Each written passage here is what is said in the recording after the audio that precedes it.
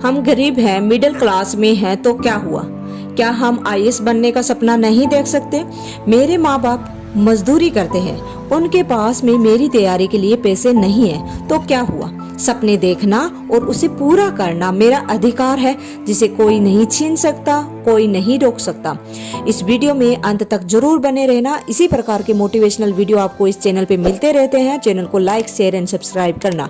इस वीडियो को सुनने के बाद में आप अपने सपने को पूरा करने के लिए तड़प उठोगे।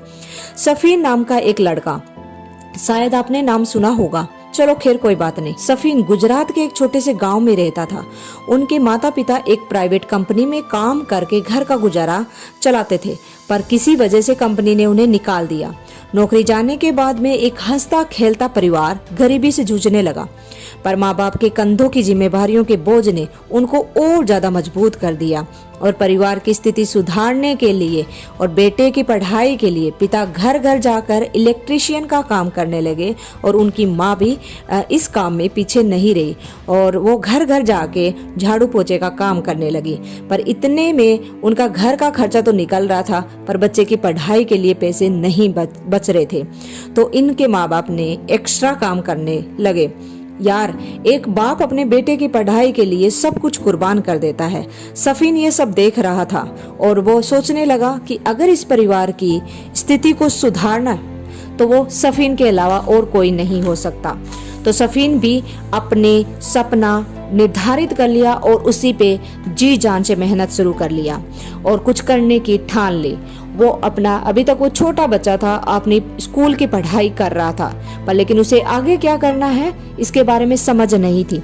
पर इसी बीच उनके गांव में एक आईएएस ऑफिसर का दौरा था। उस समय भीड़ जुटने लगी और इसी को देखने के लिए सफीन भी वहां पहुंच गए। और वहां पे पूछताछ करने के बाद में सफीन को पता चला कि ये डीएम है, जिनके पास में पूरे जिले की पावर है। तो सफीन को अपना मकसद मिल गया था। सफीन ने ठान लिया था उसी दिन कि वो आईएएस ही बनेगा, और वह अपनी स्कूल की पढ़ाई खत्म करने के बाद में दिल्ली चले गए और 2 साल की उन्होंने कोचिंग लेने की ठान ली। पर लेकिन पढ़ाई के साथ में उनका रहना और खाने का खर्चा बढ़ गया था, जो उनके परिवार वाले उन्हें नहीं दे पा रहे थे। पर लेकिन कहा जाता है ना, अगर आप किसी चीज को शिद्दत से चाहो तो पूरी कायनात मिलाने में जुट जाती है। तो एक गुजराती परिवार जो दिल्ली में था, उनके रहने और खाने का प्रबंध कर दिया और सफीन भी अपने सपने को अंजाम तक पहुंचाने में जुट गए। तैयारी पूरी हो गई, एग्जाम देने जाना था, पर नीति में कुछ और ही लिखा था। जिस दिन एग्जाम था उसी दिन सफीन का एक्सीडेंट हो गया, और एक्सीडेंट भी इतना जबरदस्त कि उनके हाथ और पैर में इतनी चोट आई कि वो कुछ देर के लिए बेहोश हो गए। पर लेकिन जैसे उनको होश आया, उनके पास में 2 ऑप्शन थे, एक ये कि वो एग्जाम लिखने जाए और दूसरा कि वो घर चला जाए। पर लेकिन जैसे ही उसके दिमाग में अपने घर की बात आई तो उसने सोचा, और उसके पिता का वही चेहरा सामने आया जो कि एक दिन रात मेहनत करके किस प्रकार से घर का गुजारा कर रहे थे। पर लेकिन सफीन ने देखा कि उसका राइट हैंड अभी भी सही है, जिससे वो लिख रहा है, तो वो एग्जाम लिख सकता है। तो सफीन वहीं से उठे और एग्जाम हॉल में गए और एग्जाम लिखा।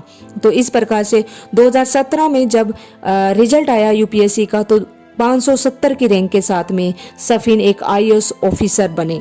तो आप देख सकते हो कि गरीबी में पैदा होना हमारा कसूर नहीं है, पर लेकिन अगर हम गरीबी में ही मरे तो ये किसी दूसरे का कसूर नहीं है। तो इस वीडियो से आप जरूर मोटिवेट हुए होंगे कि किस प्रकार से नीति कितना भी कर ले, पर लेकिन अगर हम ठान लेते हैं तो हम अपने सपने को जरूर पूरा कर पाते हैं, और एक गरीब परिवार का बच्चा भी एक आईएएस ऑफिसर बन सकता है। थैंक यू दोस्तों।